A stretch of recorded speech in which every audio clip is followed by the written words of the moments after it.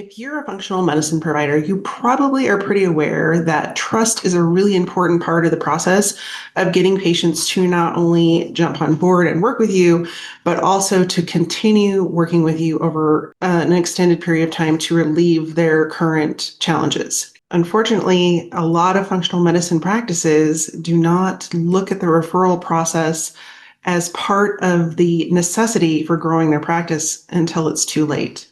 If we're looking directly at functional medicine and you are getting most of your referrals from other partners and then all of a sudden they dry up, that doesn't happen on accident. And it usually doesn't happen over a conversation. It just happens over time because they feel either ignored, the people that they're referring to are not taken care of, and perhaps falling through the cracks, or even worse, the patients they're sending you aren't getting the care that you promised. Most functional medicine practices don't have any kind of referral tracking. They track a referral when they become a patient, but there's nothing happening prior to that. And I want to dive into today's episode and show you what typical functional medicine practices are leaving on the table by not identifying a practice specific to referrals. A lot of times you're humming along, singing a song, as my dad would say, when it comes to referrals. People are sending them in, they're coming in. A good portion of those people are becoming patients, but when the decline starts, it almost is invisible until it's not. And then the schedule is bare, and you have less referrals coming from the partners that you had established relationships with. All of those are part of referral leakage. So let's dive into what that's specifically costing functional medicine practices. If an average growing multi-provider functional medicine practice has an average of 25 new patients per week, and they lose 20 to 30% of those patients because of referral leakage, that's between 195 and 260 patients a year that you're losing.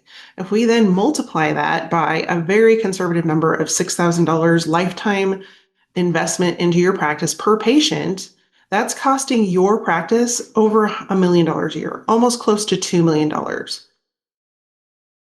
in lifetime value annually. And so that's an annual number that keeps repeating. And if you have even more patients that you see because you have multiple providers, or you have significant costs associated with each patient above $6,000, I'll let you do the math yourself. But chances are pretty high. The number for that is even higher. And that is all money that is walking out the door because your referral process is either stagnant, missing, or maladjusted. Now, mind you, those aren't patients that said no. Those are patients that said yes to their primary care physician or whoever else you have for a referral partner. The initial yes was made. They said no after they ran into friction with your office, whether it be scheduling or not being able to get an appointment or not having their questions answered or feeling ignored. That is literally money flying out the door that you can put a stop on today. We haven't met yet. I'm Alisa Conner, and I help both professional services and specialty medical practices grow, not by outspending their competitors, but instead by creating patient and client experiences that your patients and clients can't wait to tell others about. So let's dive into why functional medicine referrals are a little bit different. Usually the trust between functional medicine doctors and their referral partners is very high until it's not. And so you may have a naturopath that sends you patients, or you may have a PCP who is forward thinking. You may work closely with integrative physicians, and they send you patients because they've only been able to go so far with the patients that they have. And so with trust, they send them your way. But if those patients are either not well received, or they're not communicated with effectively, or they fall through the cracks, those partners' trust in you is going to erode very quickly. And it doesn't erode loudly. It erodes silently in the shape of them not sending you referrals in the future. And that is detrimental to the growth of every functional medicine practice that is struggling with referral leakage. Too often, functional medicine practices treat their referral partners as transactional. You send me a patient, we take care of them, and we move on. And there's no give and take there. There's no follow-up with the partners that you are utilizing. And so either the patient or the partner are left in the dark because there's no process in place to ensure that everyone's being communicated and, quite frankly, thanked for sending over new patients to the practice. I have found the providers that send patients your way are trusting you and trust that you're going to take care of their patient. But if that doesn't happen because there's no communication and no follow-up, not only with the patient, but also with the practice that sent them to you. So in actuality, you need a dual referral process that not only keeps the patient in the loop and makes sure that they are being communicated with and served, for lack of a better term, effectively, but you also need an additional process that reaches out to the referral partner that sent the patient to you and keeps them in the loop. And even better, thanks them for their trust in you to be able to help that patient get to where they want to be in their healing journey. When you treat your partners transactionally and instead of as a partner, they feel like they're just there to send patients to you. If you believe in the power of energy, you know that with every action, it can cause an opposite reaction. And so if you are just utilizing your partners as a transaction to fill your practice, they feel it. And at what point do you think that is going to catch up with that reaction? And they're going to realize that they're not getting any benefit out of sending patients to you. And besides that, you're not treating their patients as well as you could. How quickly do you think they're going to cut off your pipeline? My guess is pretty quickly. In most functional medicine practices, they don't have anybody that takes full responsibility for referral partnerships and referral patients. They don't have a patient liaison that's specifically assigned to referral patients. And they more often than not, they don't have any tracking system for referrals. The only tracking that happens is when those people become patients. And so I want to encourage you to think about how you're treating referral patients before they become patients. And what's the process with not only the referral partners, but also the referral patients themselves. And in functional medicine specifically, there are a lot of things that need to be communicated because it's a different way to approach healing. And if those items aren't being communicated from the referral partner, patients may arrive at the front desk frazzled, confused, unsure of what it looks like to work with a functional medicine physician, and the front desk gets bombarded with all of that on top of their regular duties. And if you don't have a capable person that is well trained or able to answer those questions effectively, that patient's walking out the door before they ever get back to talk to the physician. And a lot of that can be avoided by setting clear expectations, not only with the patient before they arrive, which would require a process, but also with your referring partners so that they have the tools and assets available that they need to help their patient understand what it looks like to work with a functional physician. If they don't have that, they're just going to fly with it and hope that they send you the right people. Average people don't have the time to understand everything outside of their regular sphere of work. And so I would say that is exasperated in the healthcare world because there is so much to know. And so those partners that you've shared information with, if you don't keep it quick, timely, and easy to understand so that they can share it with patients and get them really clear on why they're going to a functional medicine practice to begin with, there's going to be a struggle to even getting those people in the door. And we're not even talking about the people that never make it to your front door. At the end of the day, your practice administrator or practice manager is likely the person that has to pick up the pieces and do some relationship repair, not only with potential patients that may have had a poor first experience, but also with your referral partners, because now they're disappointed that their patient isn't going to move forward with you for whatever reason they encountered when coming to your practice for the first visit. They are forced to smooth over misunderstandings and more effectively communicate and try to win back those relationships. That puts them in a very unfair position. And not only that, but these are all things that they have to take on outside of their normal role and responsibilities. So when they are forced to deal with these disruptions and these challenges, they eat up a lot of their time because you have to have those conversations in order to rebuild the trust in the relationship. Leaving their typical job requirements by the wayside until they can get to them later, putting them even further behind, causing overwhelm, stress, and at the end of the day, putting your practice at risk for losing a really great team member. The other component that is a little bit different for functional medicine when it comes to referrals is that most patients are physician to physician. So if you have a physician in your practice who decides to leave or go out on their own or retire, all of his patients are going with him unless he turns them over to your practice. If they're going off to start their own practice or they're moving to another practice, they're not leaving their patients behind. And those patients have signed up with that physician. And so the likelihood that they're going to just want to be shifted over to someone else is very slim. The practice administrator or practice manager doesn't have any visibility into where patients are with that physician and whether or not there's a way to keep them within the practice. I just had this very same experience with my acupuncturist. She is leaving the practice that she's been with for a really long time, and she's going out on her own. There's not a non-compete clause between her and the current practice that she's in. And so the good majority of her patients are going with Dr. Jackie. And that is going to monumentally affect the practice that she was just at. Because, and there's another fold to this, with the owner of that practice who pushed most of the patient load over to Dr. Jackie because she had a newborn baby. Well, that baby's now almost 2, but the owner hasn't done anything to rebuild the practice for herself. So my guess is that when that practice loses all of the patients that have been working with Dr. Jackie and are satisfied, it's going to be really hard to rebuild that patient load.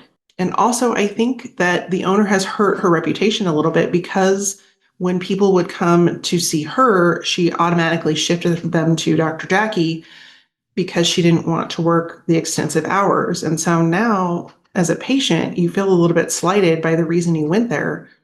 The likelihood that I will go back as a patient, for example, is very slim because the minute that I worked with the other practitioner, she sent me to Dr. Jackie saying, that she wasn't taking on extra patients.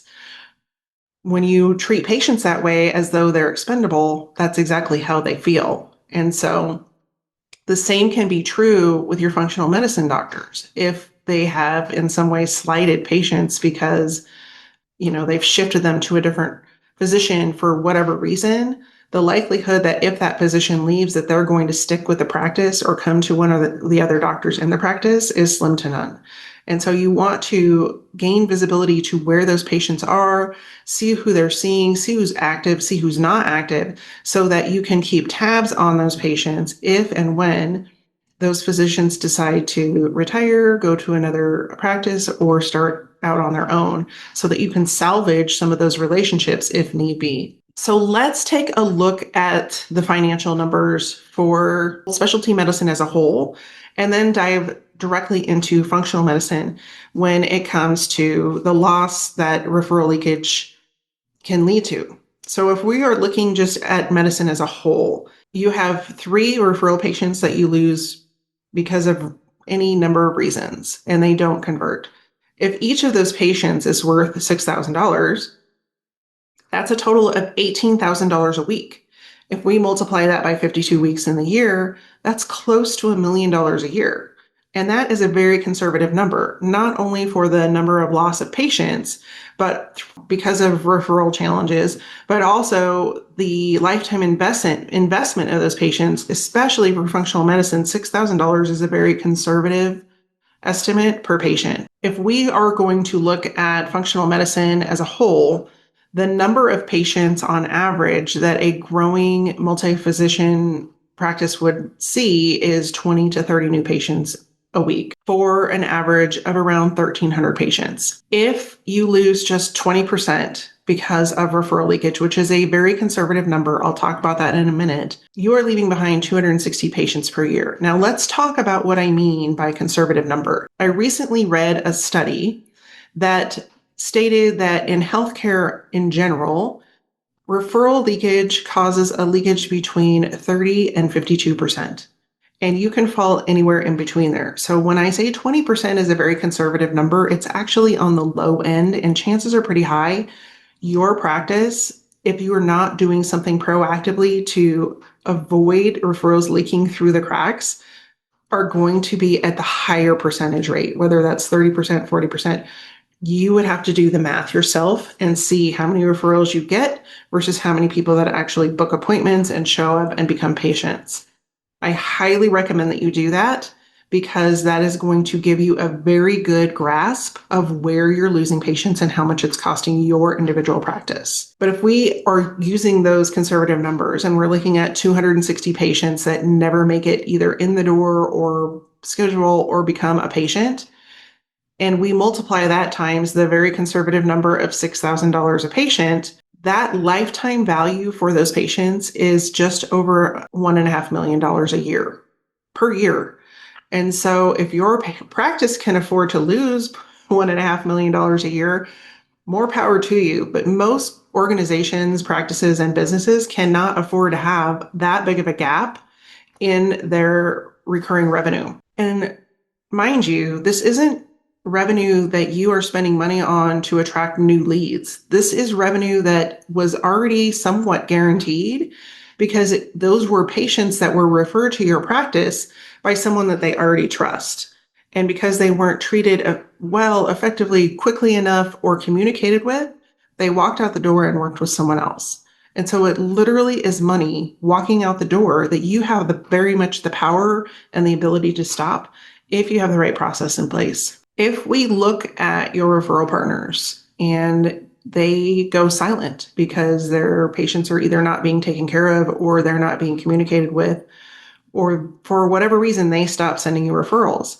And we look at if they're just sending you one patient a week or a month, you can't just look at that as losing one patient because you're actually losing all of the patients they would have sent you over the next 12 to 24 months. And you have to calculate the loss on that cumulative number to determine, where you need to plug these leaks. If you have a referring provider, if they were sending you 2 patients per month and they go silent, that's 24 patients a year. You have those 2 patients per month walking out the door, and that's just one referral relationship. Each referring partner that goes silent, if they only stop referring one patient, you may think, that's just one patient. But over time, if we calculate what that impact means is that if they were sending you one patient a month, that's 12 to 24 patients over the next 2 years. And that's only if they send one patient. Now, if we look at referral partners that send you multiple patients, like 2 to 4 patients, that totally changes the game and amplifies the amount of money that your practice is losing. So if you have, just say, another referral partner that normally sends you 2 patients a month, over 12 months, that's 24 patients they're no longer sending your way. If the average patient is $6,000 on the low end of investment, that is around $144,000 per silent referral partner that you're losing out on. In reality, you probably have somewhere between 5 and 15 referral partners for your practice. If you lose even 2 or 3 of those partners silently because they back away and they just stop sending you patients, you can see that the financial attrition to that loss could be monumental to your practice. If we were to use the example of an orthopedic practice, the investment of their patient is usually, a flat average cost of $6,000 per surgery. That's it. But when you're looking at functional medicine, the cost per patient expands over time.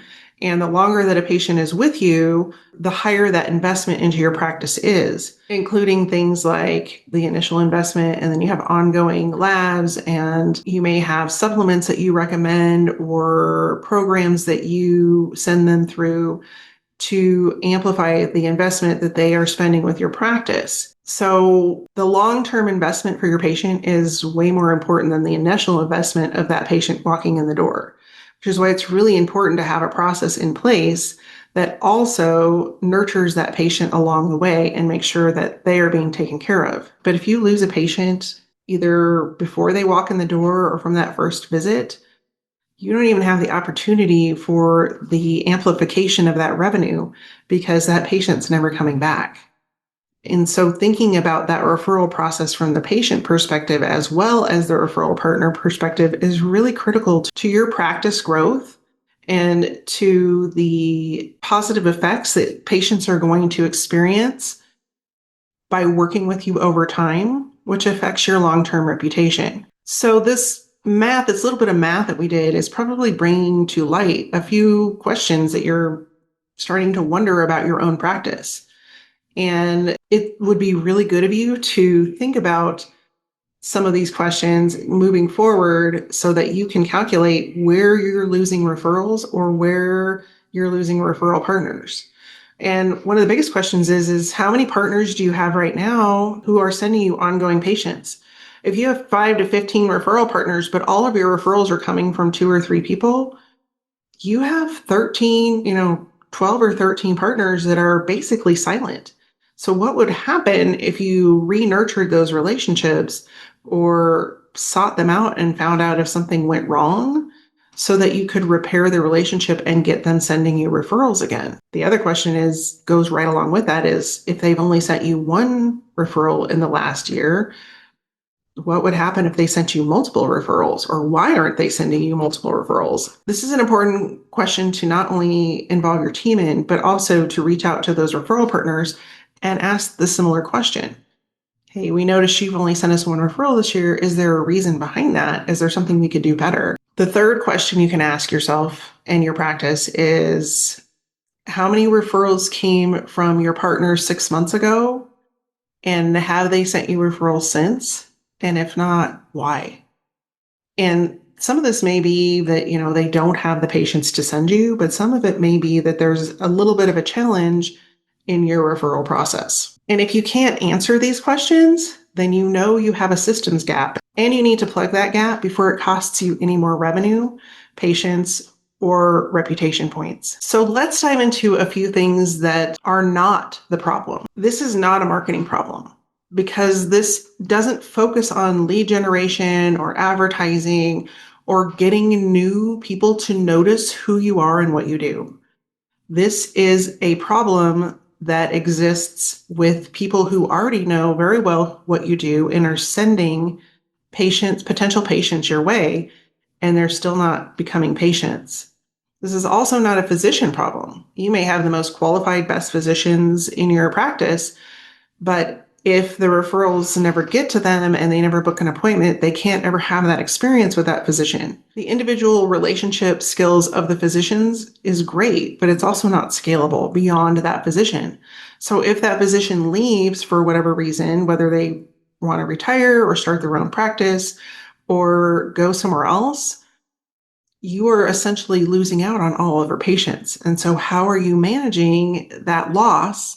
And how can you ensure that that physician stays where they are and are happy, and or that you have access to their patient load so that you can give them an option to stay with your practice if that physician leaves for whatever reason? What this is a trust infrastructure problem. More often than not, practices don't have a process or methodology or framework in place to track and nurture referrals.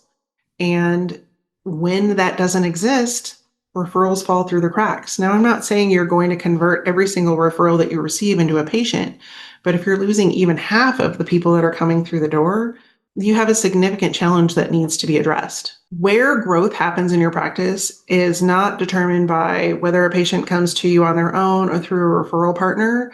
Where growth happens is in what happens next. Are they well taken care of? Are they communicated with effectively? Do they have their questions answered? Are they addressed or reached out to in a quick and professional way? And are they left with more confusion than they started with? Because if the answer to those questions isn't to the benefit or clearing confusion for the patient, you are going to lose them to someone else. One of my favorite sayings that I learned when I was learning how to do copywriting work was, if you confuse, you lose. And that cannot be more true in medicine, because there are a lot of things that go on in the medical world that medical organizations take for granted that people understand, and they speak very often in medical terms that average people aren't familiar with or don't understand.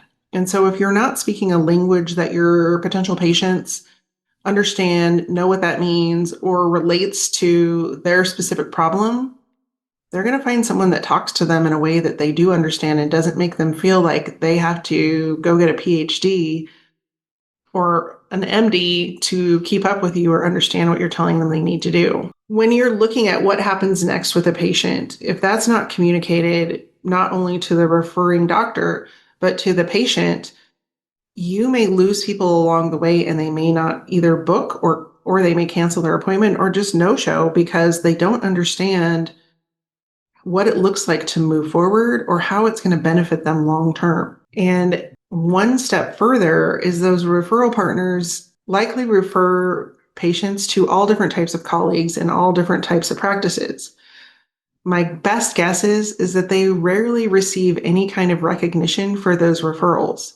If you can be the practice that reaches out in a way that is unique and special, whether that's a handwritten note or a specific email that lets them know that their patient is taken care of and how grateful you are for that referral, they're going to remember you. And that's not only going to catapult the number of referrals that they send your way, they're going to start talking to their other colleagues about the way they were treated by you. The opposite case is also true, unfortunately. If they weren't treated well, they're going to share that information as well. So it really is to your best benefit to adapt some of these very unclinical decisions and instead start to bring a little bit of hospitality into your practice. Not only is it going to differentiate you from everyone else out there, but it's going to make people feel like they matter to you and that you care. The 3 places in your process that you can amplify and modify quickly that will show not only your patients but your referral partners that they matter to you are as follows. 1, send a confirmation to the referring partner that lets them know that their patient arrived, that they were seen, and that they are being well taken care of.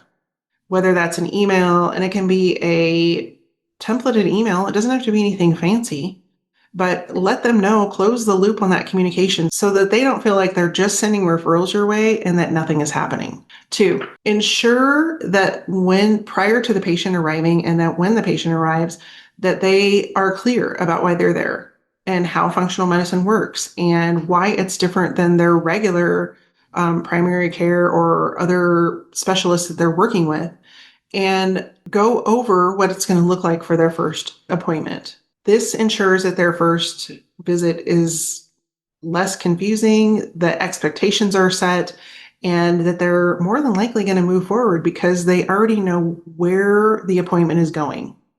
And then the third thing you can do is ensure that you close the loop on the communication after the visit with the referring partner. And that's as simple as saying, hey, I met with Jane Doe today. We walked through the challenges that you had already mentioned, and this is the treatment plan that we're going to move forward with. I just wanted to ensure that you are kept in the loop so that you can put it in her file, or you can keep tabs on this as well. So the next time that she comes into your office, you'll know where we are and how we're working with them with Jane so that you know how to proceed on your end as well for whatever you're working with her on. This not only acknowledges that they sent you a patient, but it also confirms that you have their patient's best interest at heart and that you are proactively taking care of their patient and that you're also grateful that they sent the patient to you. If you tune into these episodes regularly, you know that I always like to give you an action plan. And we walked through a little bit of the action plan earlier. So if you didn't catch that, go back and listen to what the things are that you can do to proactively start fixing your referral problem. This is in addition to that. Step number 1, review your referral process and see where it's breaking down from the patient standpoint. Are people falling through the cracks because they aren't being communicated with prior to their appointment? Are they never making the appointment? Are they no-showing for appointments?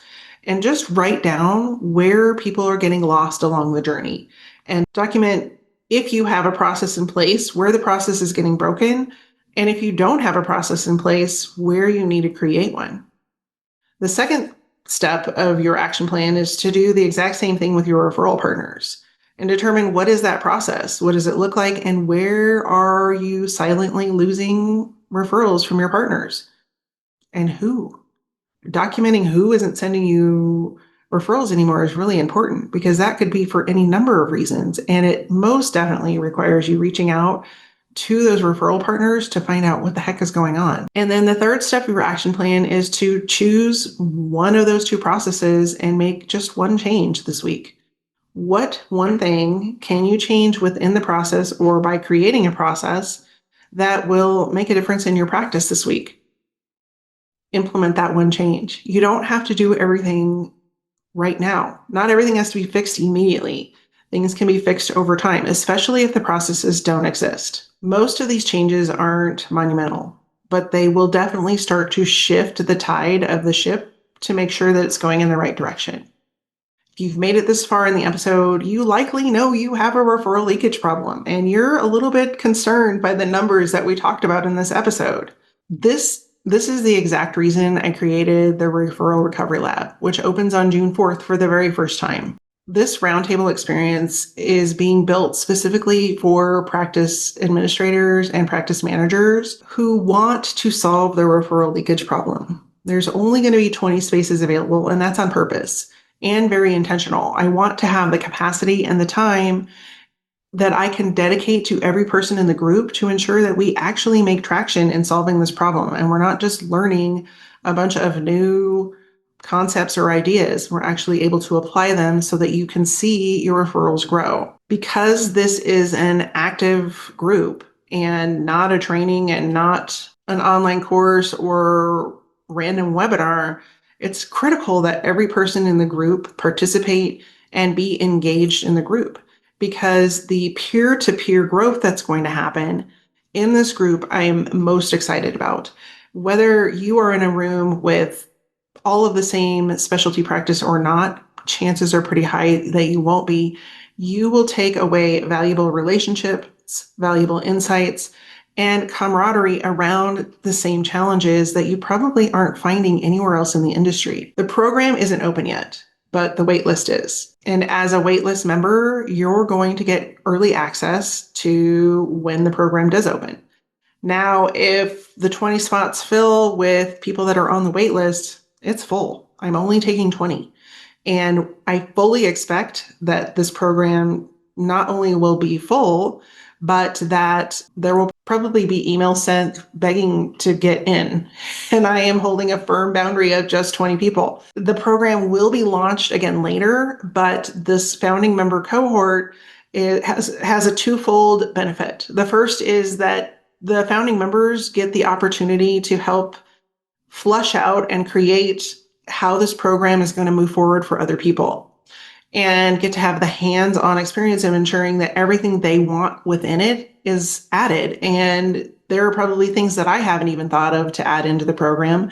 And I'm excited to have access to the brains of 20 other people to help me put into perspective and into the program exactly what is needed to solve this referral challenge. And the second benefit of signing up for the founding membership is that this is the lowest price it's ever going to be offered. So once those 20 spots are filled, they're full. And then when it launches again, it's going to be at a new price, and it may look a little different when it's rolled out.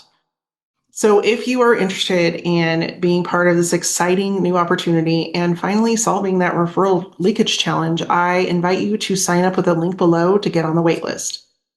The program is slated to open June 4th-ish, and chances are pretty high that if you are on the wait list, you might get a little sneak peek of when that program opens. You may be on the fence and think, I don't really need to solve this referral problem, do I? But I want you to ask yourself, what does your practice growth and your personal experience look like if you keep doing things the way you're doing them now? In 3 months, 6 months? Is your practice going to continue to grow, or is it creating a downhill slide? And where's your sanity going to be if you keep going the way you're going? If you answered, I don't want to do this anymore, help, your answer is to go sign up for the wait list. You can, again, do that with the link below or at alisaconner.com/lab. I look forward to seeing each and every one of you inside. In the meantime, thanks so much for hanging out with me this week. And if you've enjoyed this episode, I would love for you to share it with somebody else who would find value in it. If you're over on YouTube, hit the like button. YouTube loves that, and so do I. And I will see you next week. Take care, be well, stay safe. See you soon.